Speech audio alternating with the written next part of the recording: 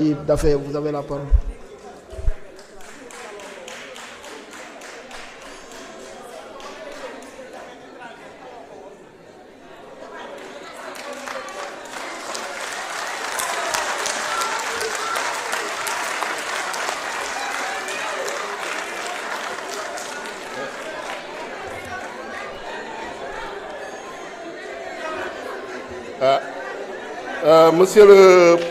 Monsieur le Président de l'Assemblée nationale,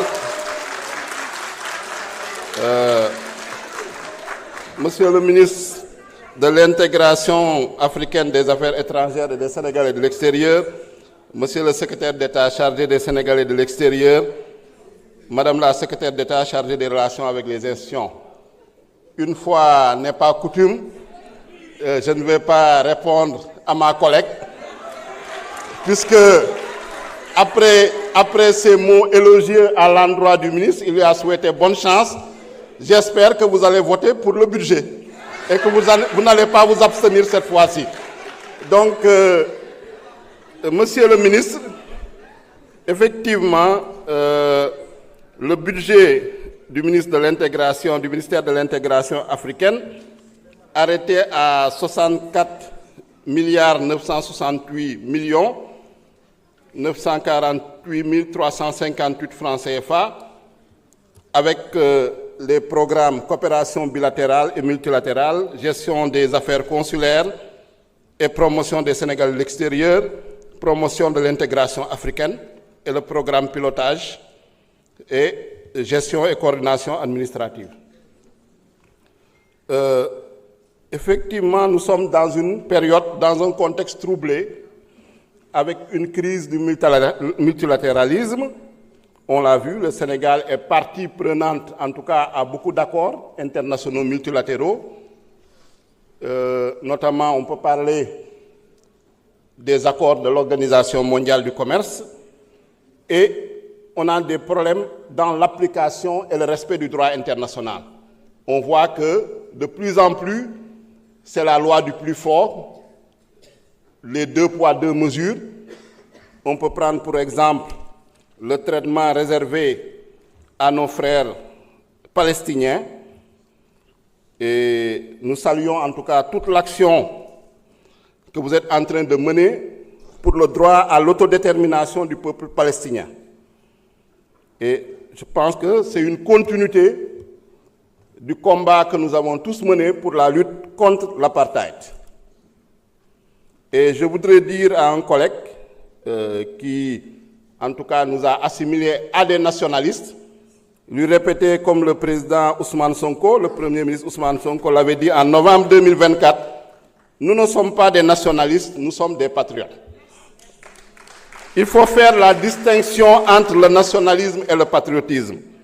Le patriotisme n'exclut personne. Le patriotisme prône l'ouverture, mais dans le respect de nos lois et règlements, dans le respect de nos valeurs, us et coutumes.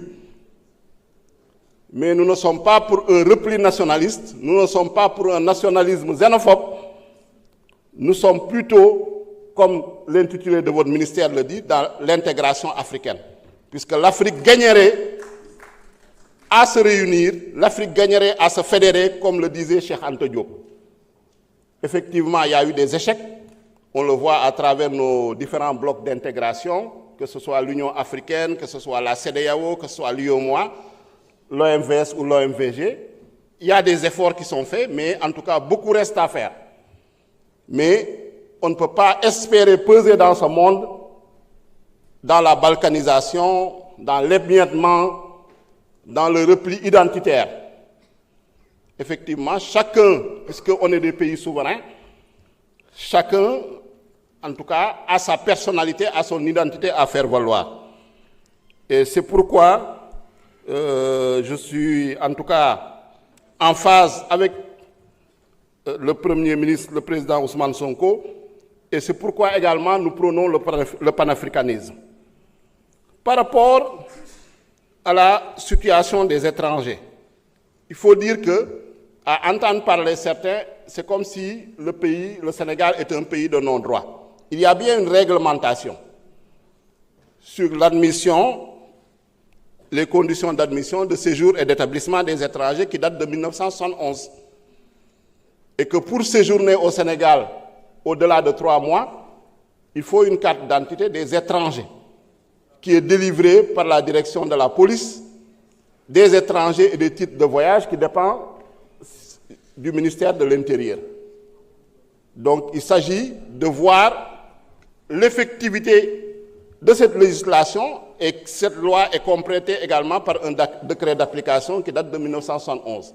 Mais à entendre parler certains, c'est comme si on était dans un pays où il n'y a aucune réglementation, aucune législation qui encadre l'entrée, l'établissement ou le séjour des étrangers, ce qui est complètement faux. Maintenant, on peut améliorer, on peut renforcer, on peut rendre en tout cas ces dispositions beaucoup plus effectives. Et ça, je pense que nous sommes entièrement d'accord. En ce qui concerne la diplomatie, Monsieur le ministre, avec la politique de bon voisinage, nous soutenons les efforts qui sont faits pour ramener l'ordre constitutionnel en Guinée-Bissau, puisque c'est un pays frère, un pays voisin, et nous souhaitons que le processus électoral puisse aller à son terme et que le président que les Bissau-Guinéens se sont souverainement et librement choisis puisse être installé. Donc nous vous soutenons dans ce combat. Merci beaucoup, je vous remercie. Merci beaucoup, chers collègues. La liste des orateurs est épuisée. Maintenant, à la demande du gouvernement, je suspends pour 5 minutes la séance. Merci beaucoup.